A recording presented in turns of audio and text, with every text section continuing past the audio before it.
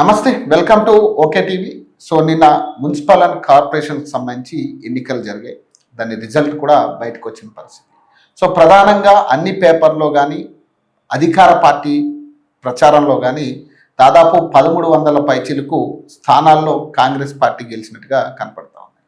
So second ప్లేస్లో BRS party 700 చిల్లర స్థానాల్లో బీఆర్ఎస్ పార్టీ కైవసం చేసుకున్న పరిస్థితి. ఎక్కడ కొన్ని చోట్ల అయితే స్పష్టమైన మెజారిటీ కనపడట్లేదు. సో చాలా మ్యాజిక్ ఫిగర్కి దగ్గరగా కూడా ఓడిపోయిన స్థానాలు చాలా ఉన్నప్పటికీ సో చాలా అంశాల్లో కూడా మాట్లాడే ప్రయత్నం కనపడతా ఉంది. సో దీని మీద నాతో పాటు ప్రస్తుతం అడ్వకేట్ కోటగిరి అశోక్ కుమార్ గారు ఉన్నారు. మాట్లాడే ప్రయత్నం చేద్దాం. సో ఏదైతే మజ్లీస్కి సంబంధించి ఇందులో కూడా చాలా కీలక పాత్ర పోషించినట్టుగా కనపడతా ఉంది. ఒకసారి మాట్లాడు. నమస్తే సార్. నమస్తే. సో ప్రధానంగా మీకు ఏమనిపిస్తుంది ఈ మున్సిపల్ కార్పొరేషన్ ఎన్నికల రిజల్ట్ ఫలితాలు ఈ ప్రాసెస్ చూసిన తర్వాత? అంటే లోకల్ బాడీ ఎలక్షన్స్ గత సర్పంచ్ ఎలక్షన్ జరిగినాయి కదా, అదంటే పార్టీ బేస్డ్ కాదు. ఈసారి ఖచ్చితంగా పార్టీ బీఫార్మ్తో గెలిచారు కాబట్టి పార్టీలు ఏ గెలిచి అనేది ఖచ్చితంగా తీసుకోవాలి కౌంట్లోకి. ఇప్పుడు మున్సిపాలిటీలు 116కి మనకున్నటువంటి లెక్కలు 66 అధికార పార్టీకి, 7 కార్పొరేషన్లో 3 అధికార పార్టీకి, 3 ఇంకో పార్టీకి వెళ్ళే పరిస్థితులు కనపడుతున్నప్పుడు ఇది ఖచ్చితంగా ఫ్రాక్చర్డ్ దీని తీర్పు వెర్డిక్ట్. స్పష్టమైన మెజారిటీ ఎవరికి లేదు. ఇందులో మళ్ళీ ఇండిపెండెంట్లు ఉన్నారు, బీజేపీ వాళ్ళు ఉన్నారు. ఇవన్నీ చూసుకుంటే అధికార పార్టీకి చాలా డ్యామేజ్ జరిగింది, ఖచ్చితంగా డ్యామేజ్ జరిగింది. వీళ్ళు దాన్ని ఏమనుకున్నారంటే మాకు మెజారిటీ వచ్చింది అనేది అది క్లియర్గా ఇప్పుడు వార్డు మెంబర్లు కాదు కదా, అక్కడ అధికార స్థానం చైర్మన్ పోస్టులు, ఆ మున్సిపల్ కార్పొరేషన్లో ఏదైనా మేయర్ పోస్టులు వచ్చినప్పుడు మాట్లాడాలి. వీళ్ళే మరి ఆ 7లో 3 కార్పొరేషన్లోనే రానప్పుడు 3 వచ్చి 4 పోయినప్పుడు ఎవరు అక్కడ అధికార పార్టీ డ్యామేజే కదా. ఇప్పుడు మున్సిపాలిటీ 116లో 66 వచ్చినట్టు 52%, 53% కనపడుతుంది. ఇంకా మిగతా అన్ని ఇప్పుడు వచ్చిన దగ్గర ఇప్పుడు బేరసారాలు ఆడతారా, డిఫెక్ట్ చేస్తారా, అన్ని తర్వాత అవన్నీ కూడా సిగ్గుమాలిన వ్యవహారాలు. మీరు మంచి ఇప్పుడు కరెక్ట్ ప్రజలు ఇచ్చిన తీర్పుని మీరు వక్రీకరించడం అవుతుంది. ప్రజలు ఇచ్చిన తీర్పు ఏంటి? కాంగ్రెస్కి అంత ఇష్టపడలేదు ఓటర్స్. కాంగ్రెస్ అధికార పార్టీని అంత లైక్ చేయట్లేదు. ఎందుకంటే ఆ విషయం పార్లమెంట్లోనే ప్రూవ్ అయింది. మీకు అధికారంలోకి వచ్చిన 6 నెలలకు జరిగిన పార్లమెంట్ ఎలక్షన్లోనే మీకు 8 సీట్లు వేరే పార్టీకి వెళ్ళిపోయినాయి. అంటే అక్కడ మీకు సొంత సీటు మేడ్చల్ మల్కాజ్గిరి అతిపెద్ద కాన్స్టిట్యున్సీ అని చెప్పే కాడ ఈ చీఫ్ మినిస్టర్ అయినా అప్పుడు లోక్సభకు రిప్రజెంట్ చేసింది 10,000 ఓట్ల మెజారిటీతో. తర్వాత 6 నెలలకి సీఎం అయిన తర్వాత జరిగితే 3,25,000 ఓట్లతో బీజేపీ గెలిచింది. అంటే ఇక్కడ నిన్ను ఎంత దారుణంగా అక్కడ జనం రిజెక్ట్ చేశారు, నీ ఓన్ క్యాండిడేట్, స్పాన్సర్ క్యాండిడేట్ని. దాన్ని చూసుకుంటే మీకు అప్పటి నుంచి వరుసగా విక్టరీస్ కాదు, అన్ని కూడా డిఫీట్సే ఉన్నాయి. ఆ బీఆర్ఎస్ పార్టీ దాని పరిస్థితి అది ఎట్లా ప్రతిపక్షంగా రకరకాల బాధల్లో ఉండొచ్చు. ఇప్పుడు మీరు అధికార పార్టీ గురించి కూడా ఊరక తీసింది ఏం లేదు మీ పార్టీకి. ఏమి అంతా కూడా ఖచ్చితంగా నెగిటివ్ ఓటే నడుస్తుంది. కానీ ప్రచారంలో మనం కూడా చాలా అంశాల్లో ఇక్కడ పార్టీ మీద చాలా నెగిటివ్ ఉంది, కాంగ్రెస్ పార్టీ చాలా వెనకబడింది, ప్రజలకి హామీలు నెరవేర్చట్లేదనే పెద్ద ఎత్తున మనం కూడా మాట్లాడుతా ఉన్నాం. కానీ అయినప్పటికీ కూడా ఇక్కడ చూసుకుంటే గెలుపు అనేది కాంగ్రెస్ పార్టీ అకౌంట్ లో కడుతుంది అనేది ప్రచారం కనపడతా ఉంది కదా మొత్తం కూడా. ఇప్పుడు రాష్ట్ర ప్రభుత్వం మన చేతిలో ఉంది, అది ఉంది కాబట్టి కొంత ప్లస్ ఉంది. అది గెలుపు దాని వల్ల వచ్చే ఫెచ్చింగ్ ఏంటి? రాష్ట్ర ప్రభుత్వానికి వచ్చేది ఏం లేదు. పంచాయతీలు ఉన్నాయి, నిధులు లేవు. గతంలోనే పంచాయతీరాజ్ నిధులన్నీ రాష్ట్ర ప్రభుత్వం డైవర్ట్ చేసి రైతు బంధుకు వాడింది అన్నారు. ఈ తర్వాత ఆ కొరత ఉంటే ఇప్పుడు కేంద్ర ప్రభుత్వం 300-400 కోట్ల రూపాయలు పంచాయతీలకు వచ్చినాయి అన్నారు. వస్తే వాళ్ళకి అక్కడ జీతాలు పెండింగ్ బిల్లుకు సరిపోతాయి. ఇప్పుడు మున్సిపాలిటీకి నిధులు ఎవరు ఇవ్వాలి? రాష్ట్ర ప్రభుత్వం ఇవ్వాలి. అది ఎవరు ఏ పార్టీ గెలిచినా నిధులు ఇవ్వాలి రాష్ట్ర ప్రభుత్వం. కేంద్రం నుంచి వచ్చే పరిస్థితులు వచ్చినాయి, విమానాలు ఖర్చులు సరిపోవచ్చు. గెలిచి నీకు ఏం స్ట్రెంథెన్ చేసింది రాష్ట్ర ప్రభుత్వాన్ని? మున్సిపాలిటీలో గెలిచి 100 వచ్చినా నీకు స్ట్రెంథెన్ చేసేది ఏముంది? ఇప్పుడు నువ్వు dependence, mission Bhagiratha free water ఇచ్చే state government, free power 200 unit free power ఇచ్చే స్టేట్ గవర్నమెంట్, అన్ని ఫ్రీలు ఇచ్చినప్పుడు ఆ మున్సిపాలిటీ ఏం చేయాలంటే వాళ్ళు స్వీపర్ల జీతాలు ఇచ్చే పరిస్థితి కూడా ఉండలేదు. ఉన్నప్పుడు నిధులు అయిపోయి ఇవ్వాలి, రాష్ట్ర ప్రభుత్వం భరించాలి. రాష్ట్ర ప్రభుత్వం డిపెండెన్స్. ఇప్పుడు పంచాయతీలు కానీ లోకల్ బాడీ అన్ని రాష్ట్ర ప్రభుత్వం డిపెండెన్స్. కేంద్రం ఇచ్చేది ఏదో 10%, 5% నిధులు గ్రాంట్స్. కాబట్టి నీకు దాంతో రాజకీయంగా కానీ ఆర్థికంగా ఏం లాభం రాష్ట్ర ప్రభుత్వానికి? అది లేదు. గెలిచాం ఉత్సాహమే. ఆ గెలిచిన తర్వాత ఆలేం అప్పుల పాలయ్యేమో, సూసైడ్ చేయమో ఆడుకోవాలా. ఇప్పుడు ఇంత ఖర్చు పెట్టి అభ్యర్థులు గెలిచి ఓడిపోయినోడు ఇద్దరితో ఒకటే బాధ. ఆడ రోడ్డు మీద ఏడ్చి ఇంటికి వెళ్ళి ఏడుస్తాడు గెలిచినోడు. కాబట్టి ఇది ప్రతి ఎలక్షన్ లో గెలిచిన ఉపయోగం కంటే ముందు మేము ఇచ్చిన హామీలు నెరవేర్చడం. హామీలు ఎన్ని? 420 హామీలు గ్యారంటీలు ఇచ్చారు కదా, ఖచ్చితంగా అమలు జరుగుతానే లేదా? అసలు రిటైర్డ్ ఎంప్లాయీస్ బిల్లులు అనేది పెండింగ్ అనేది ఒక దరిద్రం రాష్ట్ర ప్రభుత్వానికి 10,000 కోట్లు 12,000 కోట్లు పెరుగుకుంటూ పోతుంది ప్రతి నెల బిల్లు. అది ఇవ్వలేకపోవడానికి క్లియర్ చేయండి ముందు.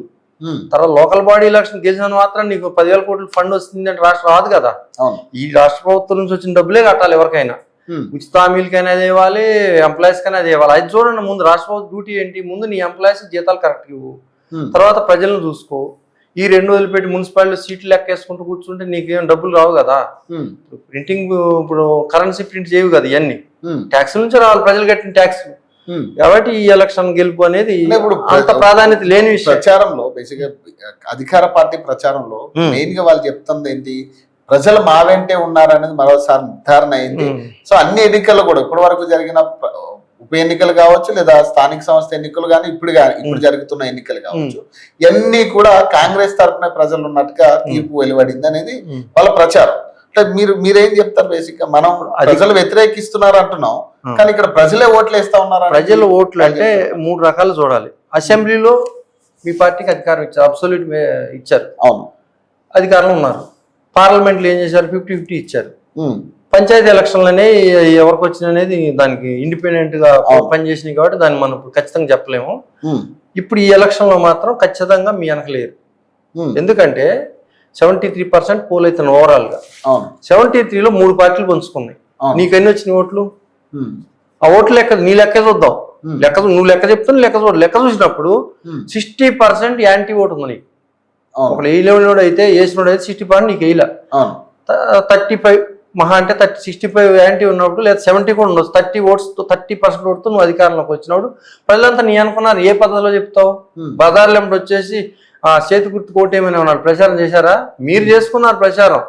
మీరు వెళ్ళి మాకు ఓటు వేయండి, ఇప్పుడు వరకు చేసి ఇంకా చేస్తామని మీరు చెప్పుకున్నారు. ప్రజలేం చెప్పలేదు, ప్రజలే మీ అనుకున్నాడు వాడు అలా అందరూ వచ్చారు. ఇదంతా ఏంటంటే ఒక ఆత్మవంచన తప్పితే ఏ ప్రజలు ఉంటాం అనేది ఉత్తమం. ప్రజలకు తెలుసు ఎక్కడ వాత పెట్టాలని ఖచ్చితంగా తెలుసు. రేపు రాబోయే ఇంకొక ఎలక్షన్ ఇంకో రకంగా చూపిస్తారు, ఆ తర్వాత ఇంకో రకంగా ఉంటుంది. వాళ్ళు ఇమీడియట్ గా చేంజ్ అవుతా ఉంటారు. అది 300 పైచీలకు కదా ఇప్పుడు గెలిచింది కూడా. ఇప్పుడు ఇది లెక్క కాదంటారా? 300 గెలిచావు. 2000 నీకు ఎన్ని మున్సిపాలిటీ హెడ్ గా ఉండాలి కదా నువ్వు. అవును, మున్సిపాలిటీ హెడ్ ఉంటే నువ్వు ఉన్నట్టు. నువ్వు ఎన్నిట్లో ఉన్నావు? 66కే ఉన్నావు. అవును, 116 66 ఉన్నవాడు మిగతా వాళ్ళు ఎంత ఉన్నారు? సగం పైన ఉన్నారు కదా. నువ్వు చెప్పిన లెక్కే. నీకు మంచి మద్దతు ఇచ్చే పేపర్ హెడ్ లైన్ అది. ఆ పేపర్ పేరు ఎందుకు? వాళ్ళు రాసిన దాంట్లోనే పురస్కారం. ఏం పురస్కారం ఇచ్చారు నీకు? చెవులకు తాటాకులు కట్టారా? ఇంకోటి 2 కార్పొరేషన్ లేడని చెప్తున్నావు. కార్పొరేషన్ లేడు అన్నప్పుడు 3 కదా నీకు వచ్చిన అబ్సల్యూట్ గా. మిగతా 3 హంగ్ అన్నావు. ఇంకోటి ఏమో వచ్చే అవకాశం లేదు. హంగ్ అంటే అక్కడ నువ్వు రూపాయికారి ఒప్పందం రాలేవు కదా. ప్రజలు రిజెక్ట్ చేసినట్టు 3 సార్లు రిజెక్ట్ చేసినట్టే కదా. ఎట్లా నీకు ప్రజలు నీ మద్దతు ఉన్నారు? ఇప్పుడు ఉత్తర తెలంగాణలో కరీంనగర్ నీకు రాలేదు, నిజామాబాద్ రాలేదు. మహబూబ్నగర్ జిల్లాలో మరి అక్కడ ఎట్లున్నాయి అనేది ఒక ఊరు ఒక రకంగా ఉంది. ఇవన్నీ ఓవరాల్ చూసుకుంటే కాంగ్రెస్ కి అయితే ఖచ్చితంగా ఇందులో అబ్సల్యూట్ రాలేదు. అట్లా అని చెప్పి ప్రతిపక్షాలు 20 అక్కడ అది స్ప్లిట్ 3-4 పంచుకున్నారు. ఇక్కడ ఎవరి పెర్ఫార్మెన్స్ బాగాలేదు. ప్రజలు మీకు 27% ఓట్లు అయిపోతే కనీసం 7% మినహాయిస్తే 20% ఇంట్రెస్ట్ ఎందుకు లేదు? క్యాండిడేట్ సరిగ్గా లేదు. ఇప్పుడు 100 బదులు రావటం మానేస్తాను, 108 ఎందుకు కానీ ఓటుకు రావట్లేదు.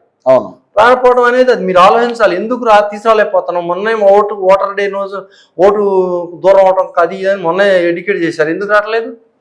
అది ఖచ్చితంగా మీ ఫెయిల్యూర్స్. మీరు ఒక పనికి మాలిన వ్యవస్థ కన్ఫిట్స్ వచ్చేటప్పుడు ఎలివిట ఎవడబడతాడు రోజు వాళ్ళతో అని చెప్పి వదిలేస్తారు. 20% మాటలు కాదు ఇక్కడ. మీకు ఈ ఓటర్స్ లో 20% యంగస్టర్స్ వీళ్ళందరూ కూడా. ఈ ముసలోళ్ళు ఎత్తారు, యంగస్టర్స్ చేయట్లేదని డెమోక్రసీ చాలా డ్యామేజ్, ఫ్యూచర్ లో చాలా డిజాస్టర్స్ అది. మరి ఎన్ని మాట్లాడాల్సి అవుతుంది? నువ్వు లెక్కలు నాకు అవార్డు గెలిచా, ఈ వార్డు గెలిచి, ఏ వార్డు గెలిస్తే నువ్వు చైర్మన్ పోస్టులో లేవు కదా. నువ్వు 50 సీట్లలో చైర్మన్ పోస్టులో లేవు. 16, 66, 34 50 సీట్లో లేవు. కార్పొరేషన్ లో 4 సీట్లో లేవు, మెజారిటీలో లేవు. నడదారులకు రావచ్చు. ఏది ఇప్పుడు దీన్ని అంటే ఓవరాల్ గా రిజల్టెడ్ ఏంటంటే అధికార పార్టీ ప్రభావం ఏమీ లేదు. ఏదో అక్కడ మంత్రులు సొంత ఏరియాల్లో వాళ్ళు కష్టపడతారు కాబట్టి కొన్ని ఖచ్చితంగా వస్తాయి. 16-15 మున్సిపాలిటీ ఆ రంగం కూడా వచ్చి ఉంటాయి. అంటే నువ్వు ఓవరాల్ గా వచ్చి 40 మున్సిపాలిటీల్లోనే వచ్చి ఉంటది. ఏది ఎవరు ప్రభావం లేకుండా. మంత్రులు ఉన్న దగ్గర వాళ్ళు ఊరుకోరు కదా, ఫోర్స్ చేసో పైసలు ఖర్చు పెట్టో తీసుకొస్తారు సీట్లు. అవి కూడా కాంగ్రెస్ పార్టీ అని చెప్పడం లేదు, ఆ మంత్రి ప్రభావం అది ఖచ్చితంగా. ఇప్పుడు ఇండిపెండెంట్లు కూడా దాదాపు వీళ్ళకి దీటుగానే ఇండిపెండెంట్లు పనిచేసినట్టుగా కొన్ని చోట్ల ఇండిపెండెంట్లే అత్యధిక మెజారిటీ సాధించిన ఏరియాలు ఉన్నాయి. ఇప్పుడు దీన్ని ఏం చెప్తారు సార్? ఆ ఇండిపెండెన్స్ అనేవాడు ఖచ్చితంగా వాళ్ళకి సొంత బేస్, ఓన్ బేస్. అది వాళ్ళు డబ్బు ఖర్చు పెట్టారా, పబ్లిక్ సర్వీస్ చేశారా అనే కంటే వాళ్ళకి ఒక సొంత నాయకత్వం, సొంత క్యారెక్టర్ ఉంది వాళ్ళకి. వాళ్ళు ఇండిపెండెంట్, వాళ్ళకి ఒక ఆర్గనైజేషన్ లేకపోవచ్చు, కానీ వాళ్ళు ప్రజలు ఖచ్చితంగా ఎన్నుకున్న వాళ్ళు. ఖచ్చితమైన మన పనివాడు పెర్ఫార్మర్ అని చెప్పి వాళ్ళ వర్త్ చూసి ఓటేసి ఉంటారు వాళ్ళకి ఇండిపెండెంట్ కి. ఈ పార్టీలో వచ్చింది ఏంటంటే గుండుకొత్త డీలర్స్, లీడర్స్ కాదు, డీలర్స్, వాళ్ళు లీడర్స్. ఇండిపెండెంట్ గెలిచిన క్యారెక్టర్ లీడర్. పార్టీ నుంచి వచ్చి బీఫారంతో వచ్చినట్టు dealer, dealer of the party, అంతే కదా. నేను డీల్ చేస్తానని చెప్పి బీఫారం తెచ్చుకుంటావు. డీలింగ్ ఎట్లా ఉంటుంది నీది? గెలిచి నాదేనా అంటావు, ఓడిపోతేనే పార్టీ తప్పు అంటావు. డీలింగ్ అంతే కదా. నీ క్వాలిటీ బాగుంది సరుకు అంటేనేమో నాదే, అమ్మినోడికి నాది గొప్పతనం అంట మార్కెటింగ్ చేసి. అది సరుకు బాగోలేకపోతే కంపెనీ తప్పు అంట. అట్లా డీలింగ్ ఇది. 33 స్థానాలు వీళ్ళే ప్రాధాన్యం అవుతున్నారు కదా, చాలా 33 స్థానాల్లో హంగు ఏర్పడింది. సో ఈ హంగు కారణంగా అప్పుడు కీలకంగా ఇండిపెండెన్స్ కొన్ని చోట్ల బీఆర్ఎస్ పార్టీ కూడా కీలకంగా వ్యవహరిస్తా ఉంది. ఇప్పుడు మీరేం చెప్తారు? ఈ హంగు ఉన్న ఏరియాలు 33 స్థానాలకు ఇంకా జడ్జిమెంట్ రావాల్సి ఉంది. సో ఏం చెప్తారు? ఏం చెప్పేది? ఇప్పుడు ఇక్కడ అధికార పార్టీ అడ్వాంటేజ్ తీసుకుంటది. అది అడ్వాంటేజ్ వాళ్ళ ఖాతాలు వేసుకోవాలి కదా. అవును, ఇప్పుడు మాకు మెజారిటీ లేదు కాబట్టి మెజారిటీ చూపించాలి కదా లెక్కలో. ఇప్పుడు అడ్వాన్స్ ఏం చేస్తారంటే కొనుగోళ్ళు బేరసారాలు విపరీతంగా నడుస్తాయి. డిఫెక్షన్, హార్స్ ట్రేడింగ్ అంటారు దీన్ని. ఏమంటే హార్స్ ట్రేడింగ్ అంటారు. డెమోక్రసీలో మెంబర్స్ కొంటాం, ఫ్లోర్ క్రాసింగ్, జరుగుతా ఉన్నాయి కదా నిన్నటి నుంచి. మొదలు సమితి ఆంధ్రప్రదేశ్ లో సమితి ఎలక్షన్లు అని జరిగాయి. సమితి ఎలక్షన్లని ఎప్పుడు స్టార్ట్ అయినాయి? 64గా ఎప్పుడు మొదలైనవి. డే 1 నుంచి ఈ సర్పంచ్లు అందరు కలిసి సమితి పెట్టండి ఎన్నుకోవాలి. ఇదే రకంగా జరిగేది. తీసుకెళ్ళటం, కిడ్నాపులు చేయటం, గెలిపించుకోవటాలు జరిగాయి. అది ఇప్పుడు దీనికి మినాయి ఎప్పుడైనా ఇంతే ఉంటుంది. ఇలాంటి ఎలక్షన్స్ లో ఇక కాలిగేట్ ఇప్పుడు డైరెక్ట్ ఎలక్షన్స్ కావు, ఇండైరెక్ట్ ఎలక్షన్స్. ఆ మెంబర్స్ నుంచి వచ్చినప్పుడు వాళ్ళు అధికార పార్టీ అడ్వాంటేజ్ తీసుకుంటది కొనుబడిలో. ఇప్పుడు వీళ్ళు వదిలేస్తారు. ప్రతిపక్షాలకు ఎక్కడ ఉంటుంది ఆ కెపాసిటీ? వాళ్ళు కట్టుబడి ఉంటారు. మొన్న ఎవరో బీఫారం తీసుకొని గెలిచారని గెలిచిస్తాం అమర్చారని పార్టీ ఫిరాయించారని వికారాబాద్ లో ముందు నుంచే. ఇప్పుడు ఆ starting first deception at Inception. Deception అంటే మోసమే, ప్రారంభంలోనే మోసంతో స్టార్ట్ అవుతున్నాయి. కప్పలు తక్కడ ఎవరికి కూడా కమిట్మెంట్ లేదు. అధికార పార్టీ ఏపుంటే ఏదో ఒరుగుద్ది అని చెప్పి అందులో పోతుంటారు. అది టీఆర్ఎస్ ఉన్నా జరుగుద్ది, కాంగ్రెస్ ఉన్నా జరుగుద్ది. రేపు ఎవడున్నా హంగులో మాత్రం ఎక్కువ కాంగ్రెస్ కి వెళ్తుంది అంటారు. ఖచ్చితంగా వాళ్ళు తీసుకుంటారు. ఖచ్చితంగా 33 ఏది ఇప్పుడు ఓడిపోయినట్టే కదా. రిజెక్ట్ 50% రిజెక్ట్ చేసినప్పుడు నువ్వు అది అడదారి ఉంది కదా, మెంబర్స్ కొనే హక్కు ఉంది కదా నీకు. ఇండిపెండెంట్ తీసుకొని ఇప్పుడు ముందు పార్టీ లాయల్టీ మార్చుకోవడానికి ఉంది కదా. ఇప్పుడు అట్లా ఎక్స్ అఫిషియల్ ఉన్నారు, ఎక్స్ అఫిషియల్ కూడా ఇచ్చిన వాళ్ళు ఉంటారు. దాన్ని అంతా వాడుకుంటే గతంలో టీఆర్ఎస్ టైంలో కూడా 2-3 అదే జరిగినాయి. హుజూర్ నగర్ అది అవి జరగడానికి ఆస్కారం ఉంది. దానివల్ల ప్రజలకి ఏం ఒరగదండి. వీటి వల్ల ఈ ఓటర్లకి ప్రజలకు ఒరిగేది లేదు. రాష్ట్ర ప్రభుత్వం స్ట్రెంత్ అని ఉంటేనే ప్రజలకి ఏమైనా మేలు జరుగుద్ది. ఈ రాష్ట్ర ప్రభుత్వాలు స్ట్రెంత్ అని ఉన్నాయో లేవో వాళ్ళకే తెలుసు, మనకంటే. అసలు దీన్ని అంటే విన్నిగానే మీరు చూడరు. అసలు ఇది ఒక లెక్క. 6వ ఏళ్ళు ప్రజాస్వామ్యంలో ఇది మూల స్తంభం ఏది? కేంద్ర ప్రభుత్వం, రాష్ట్ర ప్రభుత్వం. ఈ సర్పంచ్లు, ఈ మున్సిపాలిటీలు ఇవన్నీ కూడా వారైనా సుప్రీంకోర్టు ఒక మాట చెప్పింది, రెరాల మీద ఎవరు కేసు వేస్తే ఆఫీస్ చేంజింగ్ అని. ఎందుకది ఉన్నా ఒకటే లేకపోయినా ఒకటే. అది ఏ ఆఫీస్ నుండి పని చేయనప్పుడు ఎక్కడుంటే ఆఫీస్ మీకెందుకు? వర్త్లెస్, పెర్ఫార్మెన్స్ లేని ఎన్పి అది తీసి ఎక్కడన్నా పోనీయండి, లేదా రద్దు చేయండి. అసలు రెరానే వద్దని సుప్రీంకోర్టు అంత తీవ్ర వ్యాఖ్యలు ఎందుకు చేసింది? అనుభవం, factual ground, factual matric ground, reality అట్లా ఉంది. బీజేపీ పరిస్థితి కూడా ఇదే సిచ్యువేషన్ ఇప్పుడు రాష్ట్రంలో. ఎందుకంటే ఇప్పుడు నిజామాబాద్ ఒకటి, కరీంనగర్ ఒకటి వాళ్ళ చాలా ప్రతిష్టాత్మకంగా తీసుకునే ఎన్నిక. బండి సంజయ్, అరవింద్ ధర్మపుర, ఈ 2 స్థానాల్లో కూడా పెద్దగా మెజారిటీ కనపడట్లేదు. ప్రధానంగా మన నిజామాబాద్ అయితే ఈ హంగ్ ఏర్పడి అక్కడ కూడా ఎటు తేలని పరిస్థితిలో ఉంది. ఏం చెప్తారు? కొత్తగూడ హంగ్ ఉంది. ఇప్పుడు వాళ్ళు ఆ మాత్రం తీసుకొచ్చారంటే గ్రేట్ అనాలి. ఎందుకంటే ఇంత టఫ్ కాంపిటీషన్, వరస్ట్ ఇదిలో ట్రయాంగిల్ పోటీ, ట్రయాంగిల్ ఉందో క్వాడ్రాంగిల్ ఉందో, ఆ పోటీలో వాళ్ళు కొన్ని మజ్లిస్ కూడా గెలిచినాయి కొన్ని ఏరియాల్లో. ఇటు ఈ జాగృతి పార్టీ ఏదో చెప్తున్నారు. ఇన్ని పోటీల మధ్యన వాళ్ళు అక్కడ వరకు స్థానిక ఎలక్షన్ లో అక్కడ వరకు లాక్కొచ్చారు. కరీంనగర్ మేయర్, ఇంతకుముందు కరీంనగర్ మేయర్ బీజేపీకి ఇవ్వడం ఉందా? లేదు. నిజామాబాద్ ఉందా? మరి ఇప్పుడు అక్కడ లాక్కొచ్చారంటే గ్రేట్ అనాలి. స్థానికంగా బలపడినట్టాడు. కొంత పిచ్చింగ్ ఉంది బీజేపీకి. కానీ మజ్లీస్ పరిస్థితి ఏంటి సార్? ఇప్పుడు MIM లో మజ్లిస్ పరిస్థితి అనేది వాళ్ళు ఇప్పుడు ఒక కీ రోల్ ప్లే చేస్తారు. ఎక్కడ గెలిచినా ఇప్పుడు వాళ్ళ అవసరం దగ్గర వెళ్తారు. లేదు హైదరాబాద్ లో మాత్రం రేపు రాబోయే ఎలక్షన్ కు దారి అది. మజ్లిస్ కి సీట్లు వస్తే రేపు ఇక్కడ హైదరాబాద్ మేయర్ ఎలక్షన్ లో వాళ్ళు కీ రోల్ ప్లే చేయొచ్చు. ఇప్పుడు దీని ఎఫెక్ట్ ఇక్కడ పడుతుంది అంటే సార్, ఇప్పుడు హైదరాబాద్, ఖమ్మం, వరంగల్ ఇప్పుడు ఈ ఏరియాలో నెక్స్ట్ ఎన్నికలు ఉన్నాయి GHMC. ఇప్పుడు ఇక్కడ పడే ప్రభావం ఉంటుందా దీని ఎఫెక్ట్? అంత ఖచ్చితంగా ఉంటుంది. TTS లో మేజర్ కార్పొరేషన్స్ అవి హైదరాబాద్, వరంగల్, ఇట్లాంటి ఖమ్మం. ఇప్పుడు చాలా మరి ఖమ్మం జరగలేదు, మొన్న ఏదిలాపురం పంచాయతీ జరిగింది, అది లెక్కలది కాదు. ఖమ్మం జరగాలి, ఖమ్మం ప్రిస్టేజ్ అది. ఇప్పుడు అట్లా హైదరాబాద్ అంతే, వరంగల్ ఇవన్నీ కూడా ప్రిస్టేజ్కి వచ్చి రేపు అధికార పార్టీ అనేది ఎంత వచ్చినా ఈ 50% దాటే పరిస్థితి ఉండదు. అది లాటరీయే. 50% వీళ్ళకి బలం కనపడుతుంది ఇప్పుడున్న పరిస్థితుల్లో.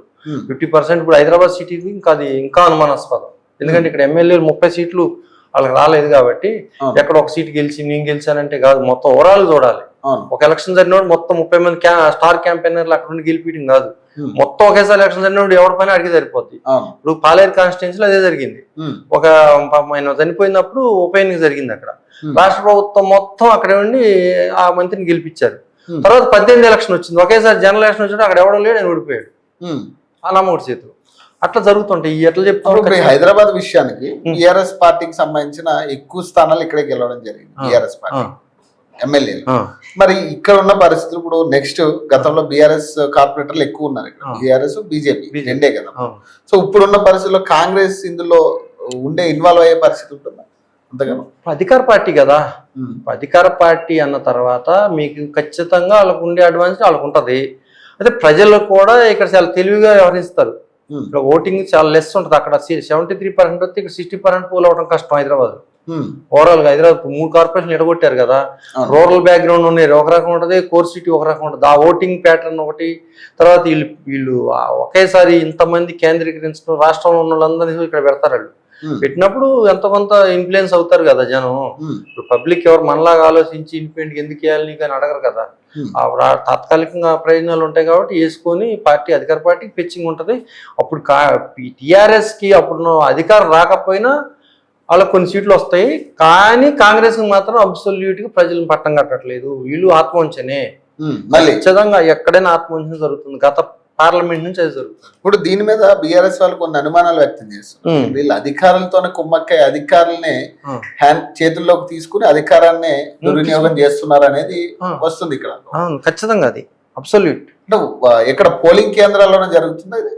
ఇప్పుడు డబ్బులు పంచే దగ్గర ఉంటది, పోలింగ్ ఏజెంట్ల దగ్గర ఉంటది, జనాన్ని ఇన్ఫ్లుయెన్స్ చేసి రకరకాల రాత్రిపూట ఇళ్ళకి వెళ్తారు. పోలీసు వాళ్ళు ఏం చేస్తారు? పట్టుకోవడం లేదు కదా, అధికార పార్టీని ఎట్ట పట్టుకుంటారు వాళ్ళు? అది అధికార పార్టీ ఏదైనా సరే, ఎంత ఎలక్షన్ కమిషన్ ఆనెస్ట్ గా పనిచేసినా ఖచ్చితంగా పోల్ మేనేజ్మెంట్ ఉంటది.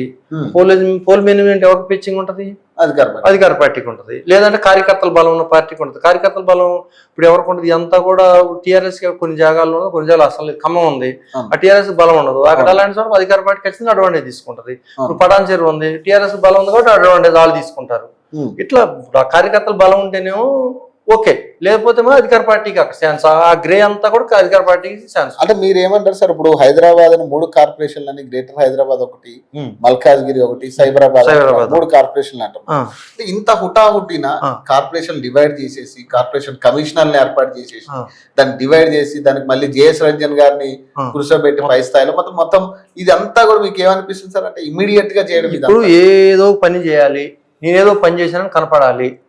ఇప్పుడు రోజు చెప్పుకోవడానికి ఉండాలి 420 హామీలు అంటే అసలు అదే పేరు పెట్టుకున్నారా, లేకపోతే నిజంగా హామీలోనే 420 హామీలు అని ప్రచారం చేసుకున్నారు. 6 గ్యారంటీలు అయిపోయినాయి. కేసీఆర్ గారి టైంలోనే 11 జిల్లాలు 33 జిల్లాలు చేశామని చెప్పుకున్నారు వాళ్ళు. ఆ జిల్లా కలెక్టర్ ఉన్న కలెక్టర్లకే పని లేకపోతే కొత్త కలెక్టర్లు పెట్టుకున్నారు. ఆయన పెట్టుకుని ప్రతి చోటకి హెలిప్యాడ్లు, ఆ కలెక్టరేట్లు, ఈ డబ్బులన్నీ విపరీతంగా ఖర్చు పెట్టారు. పోలీస్ కమిషనరేట్లు, ఆ కమిషనరేట్లు ఆ ఎస్పీలు డిఎస్పీలకి అర్థం కానటువంటి కమిషనరేట్లు తీసుకొచ్చారు. ఎస్పీ ఉంటాడు, కమిషనర్ ఉంటాడు, డిఎస్పీ ఉంటాడు, ఏసీపీ ఉంటాడు. ఎవరి పరిధి మనకు తెలియదు. లా అండ్ ఆర్డర్ ఏమో చాలా ఎంత బాగుందనేది అందరూ చూస్తూనే ఉన్నాం కదా రోజు.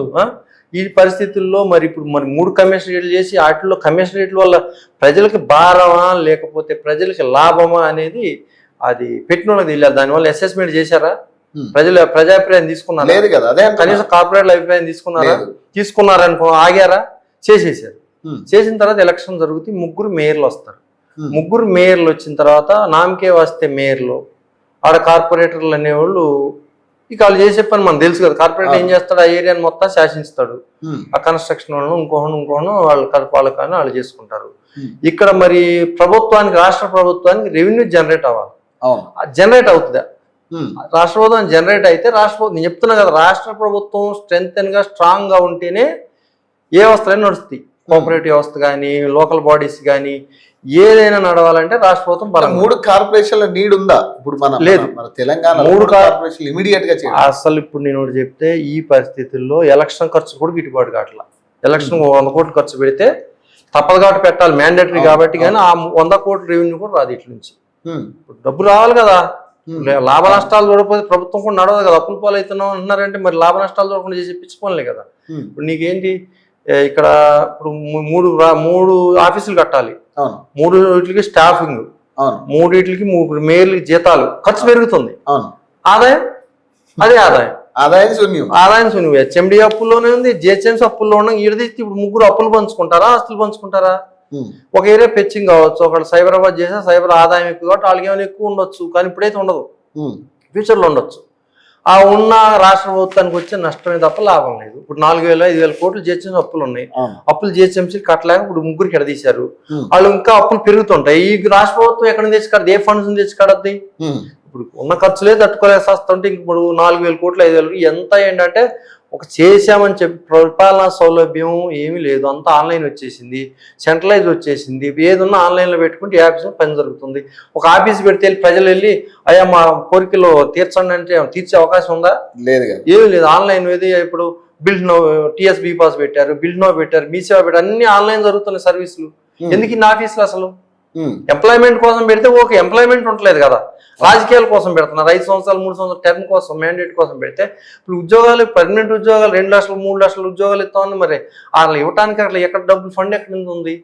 ఆ మున్సిపాలిటీ పేరుతో 1000 ఉద్యోగాలు వస్తున్నాయంటే ఓకే, మళ్ళీ అవుట్ సోర్సింగ్, చదువుకున్న వాళ్ళకి కావాలి ఉద్యోగాలు, చదువుకున్న వాళ్ళకి, హైలీ ఎడ్యుకేటెడ్. రాజకీయంగా ఉద్యోగాలు వస్తే ఎవరికి ఉపయోగం ఉండదు కదా, ఖర్చే.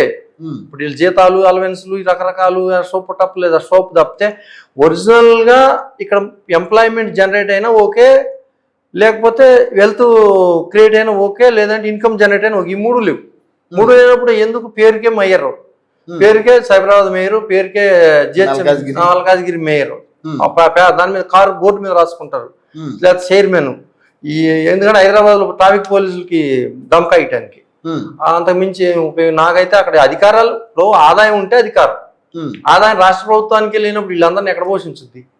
ఉద్యోగాలు 2 లక్షల ఉద్యోగాలు ఇవ్వాలంటే 2 లక్షల ఉద్యోగాలు ఇవ్వలేకపోతే 2వ సంవత్సరం కూడా 3వ సంవత్సరం వచ్చింది. ముఖ్యమంత్రి ఎక్కడ తీసుకొస్తుంది? కేంద్రం గ్రాంట్లు వేస్తుంది. గ్రాంట్లు ఎప్పుడు వేస్తుంది? అక్కడ కార్యక్రమం మంచిదైతే ఇస్తుంది, లేకపోతే ఇవ్వదు. పంచాయతీలకి ఎందుకు ఇస్తుంది అంటే రూరల్ ఎంప్లాయ్మెంట్ ఎంజీ అనేది రూరల్ వ్యవస్థ ఉంది కాబట్టి ఆ గ్రాంట్స్ వస్తున్నాయి. ఇక్కడ మున్సిపాలిటీలో అటువంటి పథకాలు ఏమైనా ఉంటే అవి డైరెక్ట్ గా దానికి డైవర్ట్ చేయడానికి కూడా కుదరదు. అవి డైవర్ట్ చేస్తే కూడా ఒప్పుకోదు కేంద్రం. చాలా స్ట్రిక్ట్ గా ఉంటాయి అక్కడ నామ్స్. వీళ్ళు కేంద్ర ప్రభుత్వం అయినప్పుడు రాష్ట్ర లోన్లు తీసుకు ఏడీబీ నుంచో జైకా నుంచో లోన్లు తెచ్చేదో చేస్తామని చెప్తారు. చెప్పి లోన్లు పెట్టినప్పుడు ఎందుకు లోన్ల కోసం? అదేదో సెంట్రలైజ్ ఇక్కడ హైదరాబాద్ నుంచే చేసుకుంటే అయిపోయేది. ఇదే జిహెచ్ఎంసీ నుంచే డెవలప్ చేయొచ్చు. హుసేన్ సాగర్ బాగు చేసినా, మూసీని బాగు చేసినా ఇదంతా జిహెచ్ఎంసీ నుంచి చేయొచ్చు. ఇప్పుడు 3 పార్టీలు చేసినందువల్ల ఏంటి? అక్కడ రవాణా ఛార్జీలు పెరుగుతాయి. 3 మేయర్లు, 3 వాహనాలు, వీళ్ళకు స్టాఫింగ్, కనీసం ఒక 10 కోట్లు పెరుగుతుంది ఖర్చు. 10 కోట్లు కూడా క్యాల్కులేట్ చేయాల్సిన అవసరం ఉంది రాష్ట్ర ప్రభుత్వానికి, ఎందుకంటే అంత టైట్ ఉంది పొజిషన్. దాదాపు ఇంకా వచ్చే 8.5 ఏళ్ళు నేనే ఉంటాను ముఖ్యమంత్రి నిన్నే. ఇంకా మాది మెచ్యూర్ మైండ్ లేక మాట్లాడే మాటలు. ఎవరు? రేవంత్ రెడ్డి. ఎవరు ఇక పేరెందుకు? ఆ సీట్ లో ఉన్నోళ్ళు ఆ మాటలు మాట్లాడొద్దు. నేను ఇప్పుడు ఇక్కడ నుంచి బయలుదేరితే నెక్స్ట్ మినిట్ ఏం జరుగుతుందో నాకే తెలియదు, నెక్స్ట్ అవర్లో ఏం జరుగుతుందో తెలియదు. ఇంకా నెక్స్ట్ 10 ఏళ్ళ వరకు ఉంటానంటే అది ఎవరు చెప్తారు ఆ మాటలు? ఎవరు చెప్తారు ఆ మాటలు? చెప్పండి. మెచ్యూర్ మైండ్ ఉన్న వాళ్ళు చెప్తారా? ఇది ఎందుకంటే ఇది మన నవ్వులాట పంచాయతీ పిల్లోళ్ళు కానీ అది ఎక్కడ చెప్తున్నారు? 1 సైడ్ గా. ఎవరైనా చెప్పారా నీకు 10 సంవత్సరాలు ఇస్తాం మోటార్లు చెప్పారా? లేదా నీ పార్టీ హైకమాండ్ చెప్పిందా? మీరు డీలర్స్ అయ్యా బాబు, మీరు ఏఐసిసికి డీలర్స్. ఎక్కడి నుంచి వచ్చారు మీరు? కాంగ్రెస్ లో పుట్టి పెరిగారా? కాంగ్రెస్ కుటుంబాల మీకు కాదు కదా. మీరు ఎటేటో తిరిగి కాంగ్రెస్ జెండాలు మొత్తన్నారు. కాంగ్రెస్ వాళ్ళు కూడా సర్లే బాగానే ఉందని పెట్టుకున్నారు. ఇక్కడ కాంగ్రెస్ అనేది ఒక పెద్ద 150 సంవత్సరాల సంస్థ. అది దాంట్లో ఇమ్మడాలంటే మీకు అసలు ఇమ్మటానికి ఎటువంటి అర్హతలు లేవు. మీరేంటంటే ఒక ఏదో ఒక బేస్ లో వెళ్ళి అందులోకి వెళ్ళినప్పుడు ఒక అవకాశం వచ్చింది. అవకాశాన్ని ఎట్లా వినియోగించాలంటే ప్రజలతో మమేకమై పార్టీని డెవలప్ చేసుకుంటూ, రాష్ట్రాన్ని డెవలప్ చేసుకుంటూ ఒక మంచి పేరు ప్రజలు ఇవ్వాలా, సమ్మతి, ఆ కన్సెంట్ ప్రజలు ఇవ్వాలా. నా సీట్లు ఉన్నా నన్ను ఎవడో పీకలేడు, ఏం మాట్లాడినా ఏం లేదు, ఎవడికి అకౌంటబిలిటీ లేదంటే అక్కడ చూస్తూనే ఉంటారు శక్తులు, వీళ్ళు సెక్యూరిటీ. అసలు కాంగ్రెస్ లో మళ్ళీ చీలికలు స్టార్ట్ అవుతాయి. ఇప్పుడు కోమటిరెడ్డి రాజగోపాల్ రెడ్డి నిన్నే ఓపెన్ గా ఒక స్టేట్మెంట్ ఇచ్చిండు, నాకు మంత్రి పదవి ఇవ్వకపోతే నాకు టార్గెట్ సీఎం కుర్చీ అంటున్నాడు. అనొచ్చు, ఆ స్వేచ్ఛ ఉంది కదా ఆయనకి. ఎందుకంటే ఆయన ఆల్రెడీ ఒక పార్టీ బీజేపీలోకి వెళ్ళి మళ్ళీ కాంగ్రెస్ ఉన్నాయి కదా, వాళ్ళని ఇప్పుడు వాళ్ళు ఒక ఇండిపెండెంట్ క్యారెక్టర్లు ఉన్నారు, పార్టీల కంటే ఎక్కువ వాళ్ళు పార్టీకి పైన వాళ్ళు అబౌవ్ ది పార్టీ, కాబట్టి వాళ్ళు అట్లే మాట్లాడుతుంటారు, వాళ్ళు అట్లే ఉంటారు. ఇక్కడ ఈ లోపల మన ఇది ఇక్కడ ఇప్పుడు ఈ పోస్ట్ నాకు 8 ఏళ్ళు ఉంటుంది, 9 ఏళ్ళు ఉంటుంది, 26లో 29 వరకు జమిలీ ఎలక్షన్ వరకు నేనే ఉంటా, ఎట్లా ఉంటావు, నీ మ్యాండేట్ అయిపోయిన తర్వాత రాష్ట్రపతి పాలన పెడతారు. అది కూడా లేదా, 2028 నవంబర్ నెలకి మ్యాండేట్ అయిపోద్ది, 5 years అయిపోద్ది టర్మ్. అప్పుడు ఏం చేస్తుంది కేంద్ర ప్రభుత్వం, వాళ్ళకి అనుకూలంగా ఉండాలంటే ఇక్కడ ఈ రాష్ట్ర ప్రభుత్వం కంటిన్యూ చేయదు, అది ఖచ్చితంగా రాష్ట్రపతి పాలన పెడద్ది. ఇప్పుడు తెలంగాణ ఆంధ్ర ఇన్నప్పుడు ఏం జరిగింది, 3 నెలల ముందు రాష్ట్రపతి పాలన ఫిబ్రవరిలో పెట్టలేదా, మేలో ఎలక్షన్ జరుగుతుంటే, కనీసం అదన్నా చూడాలి కదా, ఆ రికార్డ్ అన్నా చూడాలి కదా. మనం తీసేసి రాష్ట్రపతి పాలన పెడతారు, సెంట్రల్ రూల్ వస్తుంది. రాకపోతే వీళ్ళు ఎందుకు ఉంచుతారు వాళ్ళు, వాళ్ళకి అవకాశం, ఇప్పుడు వాళ్ళకి అవకాశం రావాలన్నప్పుడు రేపు బీజేపీ గెలవాలనుకుంటుంది రాష్ట్రంలో, నీకు 2000 నిన్నెట్లు ఉంచుతారు చెప్పారా, ఎవరైనా హోంమంత్రి చెప్పారా, లేదా ప్రధానమంత్రి చెప్పారా, బాబు నువ్వే రేపు 2029 మే వరకు 6 నెలలు ఎక్స్టెన్షన్ నీకు ఇచ్చాను ఎవరైనా చెప్పారా, ఇస్తామని చెప్పారా?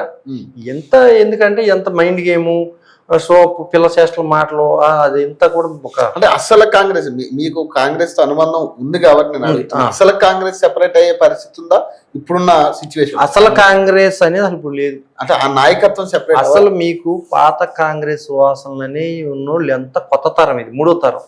అప్పుడు స్వతంత్ర పోరాటానికి ముందు ప్రీ ఇండిపెండెన్స్ ఉన్న కాంగ్రెస్ అనేది అదంతా ఒక గొప్ప త్యాగాలు, వాళ్ళ స్టాల్వర్డ్స్, వాళ్ళ డేరింగు, ఆ ఇండిపెండెంట్ నేచరు, అవన్నీ కూడా రాను సిండికేట్ కాంగ్రెస్ నుంచి రెడ్డి కాంగ్రెస్ నుంచి ఇందిరా కాంగ్రెస్ ఇట్లా ఇడిపోకుండా లాస్ట్కి ఏమైందంటే న్యూక్లియస్, ఎవరైతే వ్యక్తి చుట్టూ తిరిగే పార్టీలు వచ్చినాయి, వ్యక్తి చుట్టూ తిరుగుతాయి, పార్టీ చుట్టూ తిరగవు. ఈ వ్యక్తులు వీళ్ళు ఏం చేస్తారు, హైర్ చేసుకుంటున్నారు. కొంతకాలం మాకు ఎవడో ఒకటి ఉంటే చాలు, ఒక స్పోక్స్ పర్సన్, ఒక అబ్జర్వర్, సెంట్రల్ ఢిల్లీలో కూర్చొని ఒక అబ్జర్వర్ పంపించాము, ఒక పిసిసి ప్రెసిడెంట్ అనేవాడు నామకే వస్తే అబ్జర్వర్ ఏం చెప్తాడు, ఇటు పిసిసి ప్రెసిడెంట్ కి ఇటు ముఖ్యమంత్రి ఫ్రేలో ఉన్నోడికి ఎవరైతే బాగుంటుంది అనేది అక్కడ రిపోర్ట్ ఇస్తాడు. ఆ రిపోర్ట్ మళ్ళీ కరెక్ట్ గా ఇంకొక అబ్జర్వర్ చూసి ఇట్లా ఒక మైండ్ గేమ్ లాగా ఆడేసి అక్కడ పార్టీ ఏమైంది, 2 రాష్ట్రాలు పరిమితమైంది, 2 రాష్ట్రాలు 3 రాష్ట్రాలు. ఇప్పుడు నెక్స్ట్ ఎలక్షన్ లో మళ్ళీ 3 రాష్ట్రాలు, మళ్ళీ 2-3 రాష్ట్రాలు రావచ్చు ఇట్లా చేసుకుంటే. వాళ్ళు ఓవరాల్ గా జాతీయ పార్టీ అనేది జాతీయ పార్టీలా బిహేవ్ చేయదు. ఇప్పుడు ఢిల్లీలో ఒక కిచెన్ పార్టీ లాగా, వాళ్ళ ఇంట్లో వ్యవస్థలాగా, మా ఇంట్లో ఎవరికి కోపం వస్తే నన్ను కొట్టా, మా ఇంట్లో ఎవరికొంత జబ్బు చేసి తీడే కారణం, ఇట్లా ఆలోచిస్తే దేశం కోసం ఆలోచించట్లా. బీజేపీ ఎందుకు వచ్చింది, ఎందుకు ఎమర్జ్ అయింది, కాంగ్రెస్ యొక్క చేతగానితనం వల్ల బీజేపీ ఎమర్జ్ అయింది. అది 10 ఏళ్ళు గడిపేసింది, ఇంకో 12వ సంవత్సరం నడుస్తుంది. మరి కాంగ్రెస్ ఎందుకు ఆ రకం జరిగిందని వీళ్ళు రివ్యూ చేసుకున్నారా? ఇప్పుడు 1991లో అతి కష్టమైన పరిస్థితిలో కాంగ్రెస్ మైనార్టీ గవర్నమెంట్ పివి నరసింహ రావు వచ్చారు. వచ్చిన తర్వాత ఆయన ఏదో నడిపించారు, అయిపోయిన తర్వాత మళ్ళీ కాంగ్రెస్ 2004 వరకు రాలేదు, 8 సంవత్సరాలు లేదు. 2004 తర్వాత కాంగ్రెస్ అధికారంలోకి వస్తే మన్మోహన్ సింగ్ గారి ఆధ్వర్యంలో కొన్ని మంచి పనులు, చాలా మంచి పనులు చేశారు. కానీ అదే సొంత గవర్నమెంట్ లో సొంత మంత్రులు 3 జైలుకి వెళ్ళారు. ఆ పరిస్థితి ఎందుకు వచ్చినాయి, వీళ్ళు పరిపాలనలో లోపాలు ఉండబట్టే కదా. మళ్ళీ అధికారం కోల్పోయింది, 2 సార్లు పోయింది, 3వ సారి కూడా మొన్న పోయింది. ఇట్లే ఉంటే ఎప్పుడు ఇస్తారు అధికారం ప్రజలు? ఈ ఫైనల్ గా ఒకటి చెప్పండి సార్, ఇప్పుడు కవిత ఇన్వాల్వ్మెంట్ వల్ల ఏమన్నా ఇబ్బంది అయిందంటారు బీఆర్ఎస్ కి? ఇప్పుడు నిన్న ఎలక్షన్ రిజల్ట్ ఈ కూడా ఒకటి అసలు వాళ్ళది కుటుంబ సమస్య. ఆ కుటుంబ సమస్యని జనం గుర్తించారా లేదా, అది గుర్తించి ఉంటే మంచిదే. ఇప్పుడు అక్కడ రిజల్ట్ అదే అనుకోవటానికి లేదు అది, ఎందుకంటే అక్కడ ఈ లైన్ గుర్తు అనేది ఆల్ ఇండియా ఫార్వర్డ్ బ్లాక్, ఆ లైన్ గుర్తు అనేది ఒక ఇండిపెండెంట్ అనుకుంటున్నారు ఇక్కడ జనం. 2014లో 3 ఎమ్మెల్యేలు గెలిచారు దాని పేరుతో ఆదిలాబాద్ జిల్లాలో. తర్వాత ఇక్కడ ఖమ్మం జిల్లాలో ఒకళ్ళు గెలిచారు ఇప్పుడు 2018లో. ఇదే లైన్ గుర్తు. ఆల్ ఇండియా ఫార్వర్డ్ బ్లాక్ మీకు తెలుసు, జనానికి తెలియదు అది లైన్ గుర్తు అంటే లైన్. తర్వాత తలకొండపల్లిలో ఎంపీపీ గెలిచింది, ఇది 2021లో ఇప్పుడు ఎంపీపీ ఎలక్షన్ జరిగినప్పుడు. 2020లో ఇప్పుడు జరిగినాయి కదా 19 అప్పుడు జరిగినప్పుడు తలకొండపల్లిలో కూడా ఇది లైన్ గుర్తులో ఒక మండలమే గెలిచారు. దానికి ఆ లైన్ అనేది ఏంటంటే దానికి బాగానే ఉంది గుర్తింపు ప్రజల్లో. దాని తర్వాత స్థానిక నాయకత్వాలు కూడా కొంతవరకు. కానీ ఈవిడ నా అలయన్స్ వల్ల ఇప్పుడు అక్కడ గెలవడం జరిగింది అనేది కదా. మరి అలయన్స్ ఉంటే బీఫారం మరి వీళ్ళు కూడా కొన్ని ఉండాలి కదా, వీళ్ళ పార్టీకి గుర్తింపు ఉండాలి కదా. ప్రాక్సీ ఇల్లు అనేది నాకు తెలియదు. టెక్నికల్ గా అయితే అది కరెక్ట్ కాదు. టెక్నికల్ గా అయితే నాకు అలయన్స్ ఉంది అన్నప్పుడు నీ పార్టీకి ఒక గుర్తింపు ఉంటే, ఒక గుర్తుంటే సింబల్ వాళ్ళే కొన్ని పంచుకున్నాము అలయన్స్ మొత్తం ఏకగ్రీవంగా మొత్తం అదే గుర్తు వచ్చింది కదా. 30 సీట్లు 33 సీట్లు ఒక సింహం గెలిచినప్పుడు అది సింహం గెలిచినట్ట లేకపోతే వీళ్ళు గెలిచినట్ట, అది తెలంగాణ అది ఆ జాగృతి అనేది నాకు దాని సింబల్ ఏంటి తెలియదు. కానీ ఈ సింబల్ లేనప్పుడు ఆ సింహం గెలిచినట్టు. సింహం అంటే అది ఆల్ ఇండియా ఫార్వర్డ్ బ్లాక్ క్లెయిమ్ చేసుకుంటే వాళ్ళదే, లేకపోతే ఇండిపెండెంటే. కానీ ఇప్పుడు దాని ద్వారా గెలిచిన వాళ్ళు కూడా మాకు అసలు కవితకి దీనికి సంబంధం చేస్తాం అంతే అంటారు. ఎందుకంటే అది బీఫారం ఇచ్చిందేమో ఒక పార్టీ, ఆల్ ఇండియా ఫార్వర్డ్ బ్లాక్ ఇచ్చిందా, లేకపోతే ఎలక్షన్ అక్కడ లోకల్ అందరూ ఓటిస్తే పార్టీ గారు చెప్పేది ఏంటంటే నేను ఫోటో కూడా దిగినా, ఇదిగో ఫోటో, నేను బీఫామ్ ఇచ్చినట్టుగా ఫోటో కూడా ఉంది, మీకు కన్వా కప్పాను, ఇవన్నీ చెప్తా ఉన్నారు. టెక్నికల్ గా కరెక్ట్ కానీ లీగల్ కరెక్ట్ కాదు. టెక్నికల్ గా ఎందుకంటే నేను కండవా కప్పిన కాబట్టి నా మనిషి నా లాయల్ అనుకోవచ్చు. గెలిచిన తర్వాత మారద్దు కదా. గెలిచే వరకు ఓడ దాటే వరకు మీ రాజకీయ నాయకుల లక్షణం వాళ్ళకు ఉండదా, నీ లక్షణం వాళ్ళకు ఉండదా? ఇప్పుడు నువ్వు ఎంత లాయల్గా ఉంటావు అంతే లాయల్ నీకు ఎందడు ఉంటాడు. నువ్వు కరెక్ట్గా ఉంటే స్టాండర్డ్స్ మెయింటైన్ చేస్తే నువ్వు ఒక్కడే ఉండు కాక నీ స్టాండర్డ్స్ అనుకూలమై కావాల్సినోడు వస్తాడు. నీకు స్టాండర్డ్స్ లేనప్పుడు ఆడు స్టాండర్డ్స్ లేనప్పుడు వస్తాడు నీ దగ్గరికి. ఇప్పుడు నీకు ఏదో క్రేజ్ ఉండి నువ్వు వెళ్ళి ప్రచారం చేసి గెలిపించావు, మరి అటువంటి వాళ్ళకి ఎందుకు ఇచ్చావు టికెట్? ఆడు గెలుస్తాడే నువ్వు టికెట్ ఇచ్చావు. గెలిచిన తర్వాత ఆడేమంటాడు నా వల్ల గెలిచా నీదే ఉంది అంటాడు. అంతే కదా. అది టికెట్ ఇచ్చేటప్పుడే సెలెక్ట్ చేసి ఇచ్చావు, ఎందుకంటే ఈడైతే గెలుస్తాడు, వీడికి బలం ఉంది ప్రజల్లో.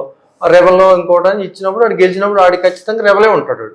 వాడెప్పుడు నీకు లాయల్. కవిత గారి ఇంపాక్ట్ రాజకీయాలు ఉంటుందా తెలంగాణలో బీఆర్ఎస్ ప్రభుత్వంలో? ఇప్పుడు ఏమీ లేదు అంత. ఇప్పుడు ఇవాళ ప్రజలకి ఇక్కడ ఏంటంటే అవసరం ఓటేటి మానేస్తున్నారు తప్ప ఎవరో గొప్ప వచ్చి ఉద్ధరిస్తారని అయితే నమ్మకాలు లేదు.